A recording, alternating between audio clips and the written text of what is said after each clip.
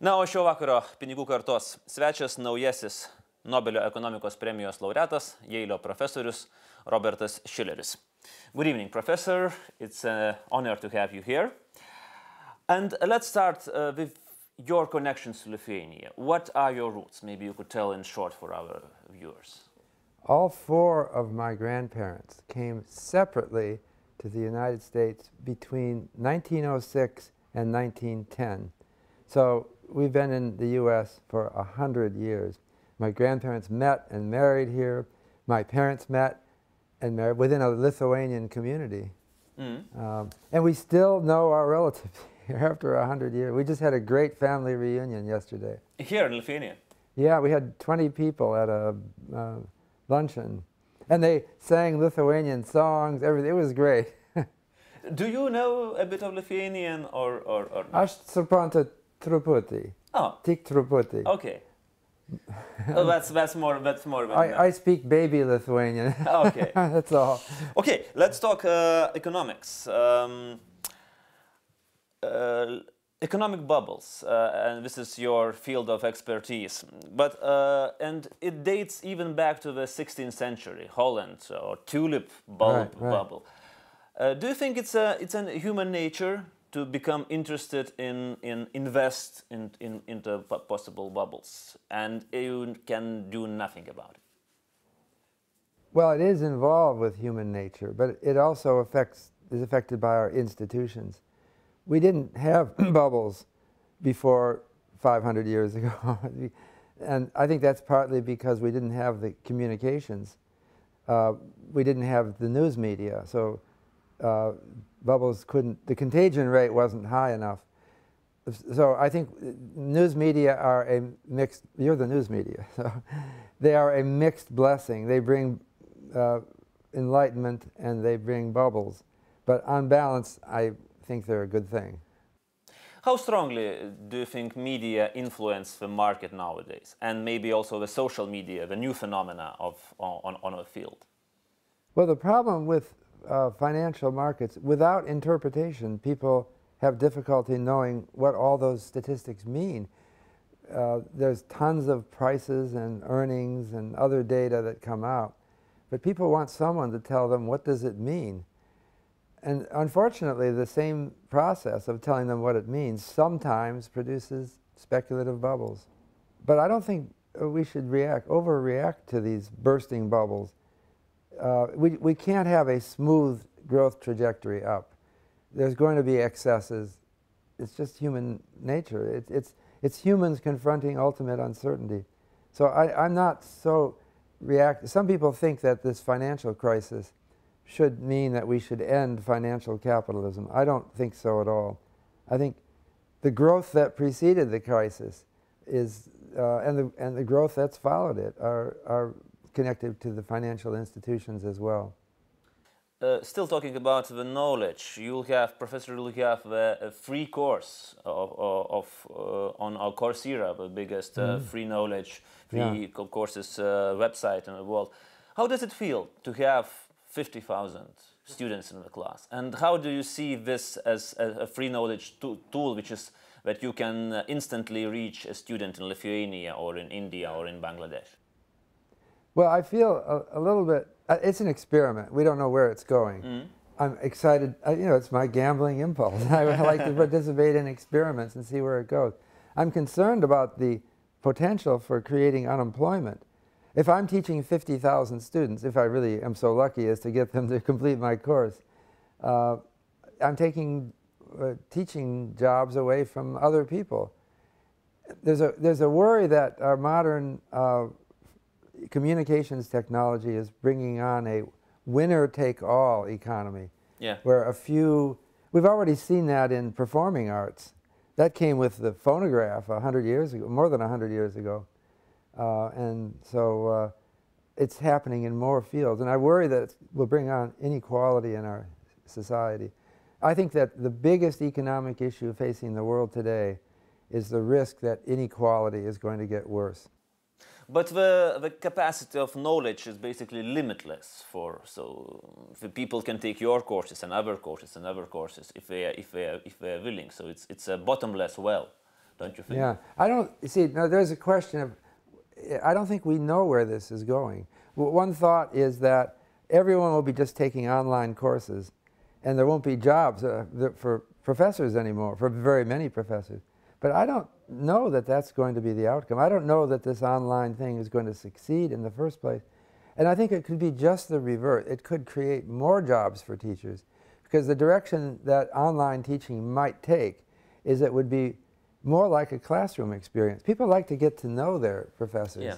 And so there are computer tools that would allow one to have a virtual classroom. Let's talk about investment. Investment into the real estate is being looked at safe and sound tool in Lithuania. However, you preach the investment into the new enterprises in order to bring the economy up. Is it suitable for such a new economy as Lithuania, where people have been already burned by some investment schemes which turned out to be a Ponzi?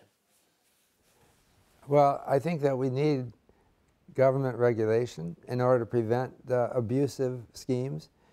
We also, I think individuals need professional financial advice. This is something I've been emphasizing. It's generally accepted that you need medical advice. If you get sick, you could go to the internet and try to diagnose and medicate yourself, but you really need to talk to a doctor. I think it's the same with financial advice. People are on the web now learning a lot, and that's good. But at the end, you want to talk it over with someone who's an expert. Otherwise, you can make serious mistakes. But can people evaluate which expert advice is competent and independent? A lot of our mainstream economic experts in Lithuania are employed by banks. So basically, first of all, they pursue bank interests. Right. Well, I proposed in my book, Finance and the Good Society, that government should subsidize financial advisors who, like medicine, like physicians, take an oath of loyalty to their client. Physicians do say that. There's a Hippocratean oath. Yeah. And I think there should be a similar thing that ideally advisors would never steer their clients to products that they profit from.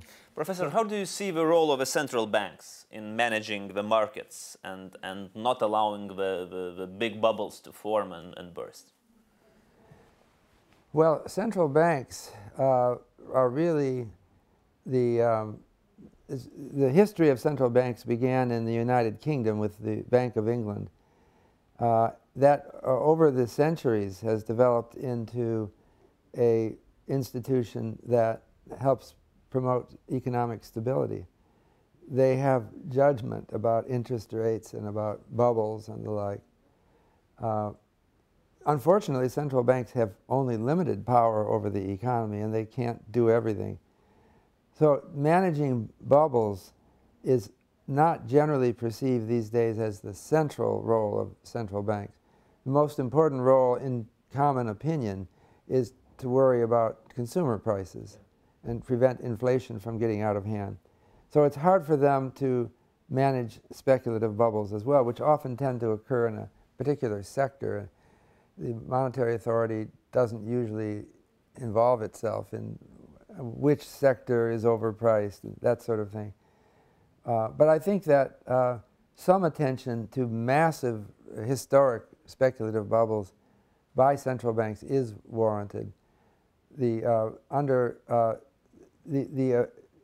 an era of belief in efficient markets that began in the mid-20th century and ended around 2000. There was a half century of belief that markets are smarter than people.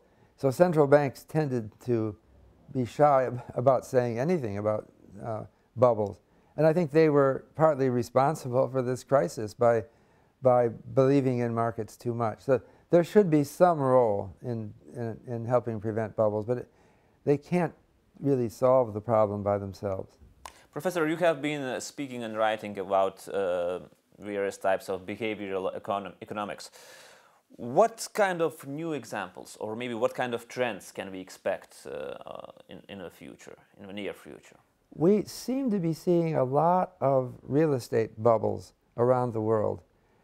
They're sprouting up everywhere: Asia, Middle East, Africa, Latin America, North America. I think that there is more of a speculative sentiment now in housing markets, and they're worried about home prices, and they're worried about being left out of a bubble. So that tends to create a greater tendency for bubbles. So we may be seeing more of them in the future. You also mentioned that it will be more worth to invest not into the real estate, not in the housing, but to buy land. Yeah.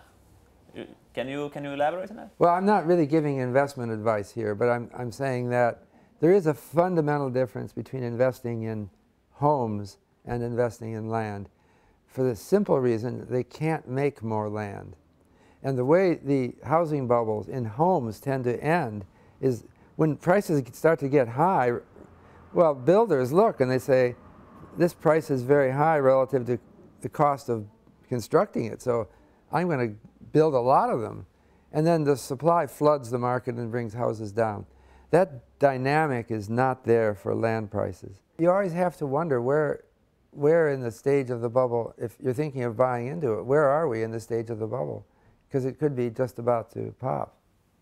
Okay, and the last thing. Now we are talking, and Christmas is almost upon us. What are Christmas traditions in your household? How are you going to celebrate? Well, we have a Christmas tree. We'll get a Christmas tree. And we actually decorate it with, I wonder if this is Lithuanian, I've been asking. My grandmother made lace snowflakes, and we put them on our Christmas tree. So we have lace, they're about that big. Yeah, I've been doing too much traveling. I'm going to stay home this Christmas. Okay, thank you very much, Professor.